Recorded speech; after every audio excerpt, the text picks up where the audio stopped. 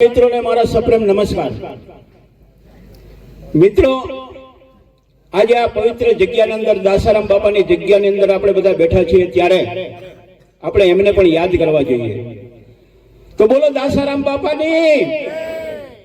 નહીં નહીં, એમ નહીં, પૂરા જોમ અને પૂરા જોશથી બંને હાથ ઊંચા કરીને બોલો દાસારામ બાપાની। વાહ ભાઈ વાહ, ખૂબ ધન્યવાદ, ખૂબ ખૂબ ખૂબ સરસ આપણે ભાઈએ વાત કરી। આજે મારા ખ્યાલ મુજબ કોંગ્રેસમાંથી આમ આદમીમાં જોડાયા છે। હમણાં જ લગભગ એમણે કોંગ્રેસે એમને કંઈક સમિતિમાં હોદ્દો પણ આપ્યો છે કે ધીરુભાઈ, છતાં પણ આજે એ કોંગ્રેસથી નારાજ થઈ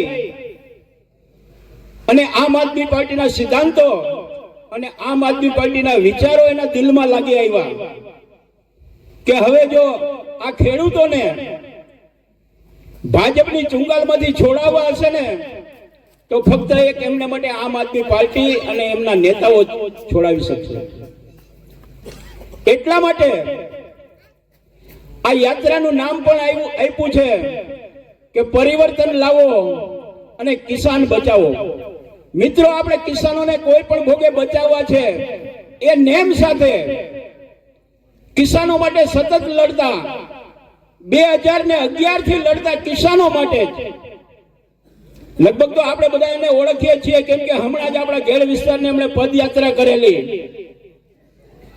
કિસાનો માટે પદયાત્રા કરેલી। ત્યારે અમે એમના પગની અંદર જોયા છે કે મોટા મોટા છાલા પડી જતા, લોહી નીકળતા હતા। અમે કહીએ કે ભાઈ આને કઈક પાટાપિંડી કરો। નહીં નહીં, એવું કઈ નથી કરવું, એ તો ચાલ્યા જ કરે।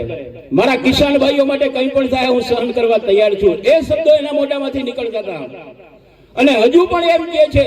ત્યારબાદ હમણાં જેલવાસ પણ ભોગવી આવ્યા। આપને બધાને ખબર હશે, બોટાદની અંદર કલડાકાંડ થયું, હળદલ ગામની અંદર કિસાન સભા બોલાવી અને કિસાન સભાની અંદર નિર્દોષ કિસાનો, 70 થી વધારે નિર્દોષ કિસાનો અને આપણા નેતાઓ પ્રવીણભાઈ રામ અને ત્યારે આપણા નેતા હતા રાજુભાઈ, એ નિર્દોષ નેતાઓને પોલીસે ભાજપના ઈશારે જેલની અંદર પૂરી દીધા। નહીતર તો કામ કરવા માટે ગયા હતા એ કિસાનોને જે વેપારીઓને ત્યાંની યાર્ડની કમિટીઓને લૂંટી રહી હતી, મારા ખેડૂત ભાઈઓને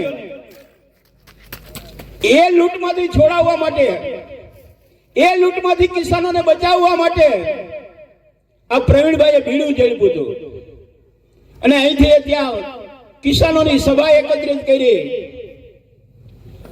અને એ સભાની અંદર પોલીસ ખાતું 2 વાર આવ્યું, 1 વાર આવ્યું, 2 વાર આવ્યું, આટા મારીને ત્રીજી વાર જયારે લાકડીઓ લઈને આવ્યા ત્યારે મારા કિસાન ભાઈઓને એવું લાગ્યું હતું કે કાંઈક નવાજૂની થવાની છે। અને ત્યારબાદ એ સભાની અંદર કોઈના ઈશારે એ હુમલા કરવામાં આવ્યા અને પોલીસ તંત્ર ટાટકી પડ્યું। એ ગામના ઘરમાં ઘૂસીને, ઘરના દરવાજા તોડીને ઘરના નાના નાના બાળકોને પણ માર્યા અને ઘરના જે 70-80 વર્ષના વૃદ્ધો હતા એમને પણ માર્યા અને એમને પણ જેલમાં પૂર્યા।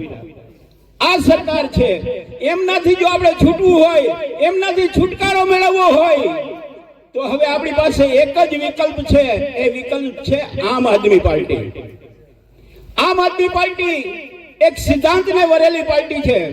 આમ આદમી પાર્ટી કોઈ રાજકારણ નથી કરવા માટે આવી, રાજકારણ તો એ લોકો કરે છે, એટલે જ નિર્દોષોને એને જેલમાં ગાળ્યા। પરંતુ આમ આદમી પાર્ટી તો રાજનીતિ લઈને આવી છે કે રાજનીતિ શું હોય એ બતાવવા માટે આવી છે અને ખુલ્લેઆમ બધાને કહે છે કે રાજનીતિ શું હોય। એટલા માટે આજે જ્યારે ગોપાલભાઈ ઇટાલિયાની વાત કરીએ તો એ વિસાવદરમાં જીતા, વિસાવદરમાં એમની જીત થઈ, વિસાવદરવાસીઓના આશીર્વાદથી એમને ભવ્ય લીડ મળી અને જીતા ધારાસભ્ય બન્યા।